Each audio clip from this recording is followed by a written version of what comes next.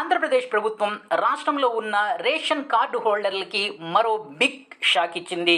అదేంటంటే ఇక నుంచి మనం ఇంటింటికి తిరిగేటటువంటి రేషన్ వాహనాలు మన కంటికి కనిపించవు, మన ఇంటికి రేషన్ వాహనాలు రావు. రేషన్ కావాలంటే ఖచ్చితంగా మనం రేషన్ షాపులకి వెళ్లాల్సిందే.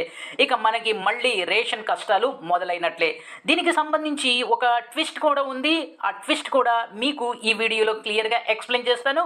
మీరు గనక మొదటిసారి నా ఈ ఛానల్ చూస్తున్నట్లయితే సబ్స్క్రైబ్ చేసుకుని ప్రక్కనే ఉన్న బెల్ ఐకాన్ని ప్రెస్ చేస్తాం మర్చిపోవద్దు.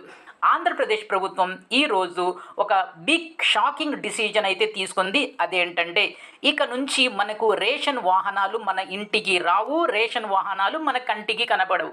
ఇక నుంచి మనం రేషన్ కావాలంటే ఖచ్చితంగా రేషన్ షాపులకు వెళ్ళాలి, రేషన్ షాపులో క్యూలో నుంచోవాలి.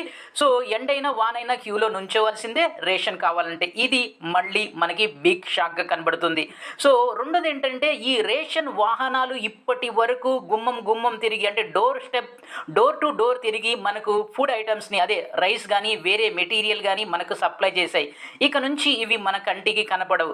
దానికి ప్రధాన కారణం ప్రభుత్వం చెప్తున్నటువంటి రీజన్ ఏంటంటే ఈ రేషన్ వాహనాల వల్ల అవినీతి బాగా పెరిగిపోయిందంట. మరి ఎంత వాస్తవం ఏంటో అనేది మనకు తెలియదు. ఎనీహౌ రేషన్ వాహనాలు అయితే మనకి కనపడవు. రేషన్ కావాలంటే ఖచ్చితంగా మనం షాపుకు వెళ్ళాల్సిందే. ఇది జూన్ 1 నుంచి అమలు చేయబోతున్నారు. ఇక్కడ మీకు ఒక ట్విస్ట్ చెప్పనా, అదేంటంటే ఈ రేషన్ షాపులు కూడా మార్నింగ్ 8 నుంచి ఈవినింగ్ 5 వరకు పనిచేయవు.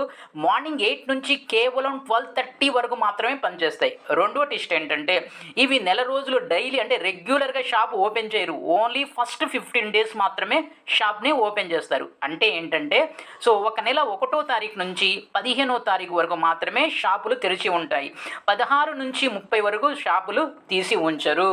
సో ఈ విధంగా పంపిణీ చేస్తే రాష్ట్ర ప్రభుత్వం చెప్తుంది ఏంటంటే ఈ విధంగా పంపిణీ చేస్తే అవినీతి అక్రమాలు తగ్గుతాయి అంటున్నారు. మరి ఎంతవరకు ఇది ప్రాక్టికల్గా పాసిబుల్లో ఆ మంత్రి నాందేళ్ల మనోహర్కే తెలియాలి. ఎనీహౌ ఇది ప్రభుత్వం తీసుకున్నటువంటి నిర్ణయం. దీంతో మనం సగటు రేషన్ కార్డు హోల్డర్ ఏం చేయాలంటే 1వ తారీఖు నుంచి ఖచ్చితంగా రేషన్ షాప్కు వెళ్లాల్సిందే.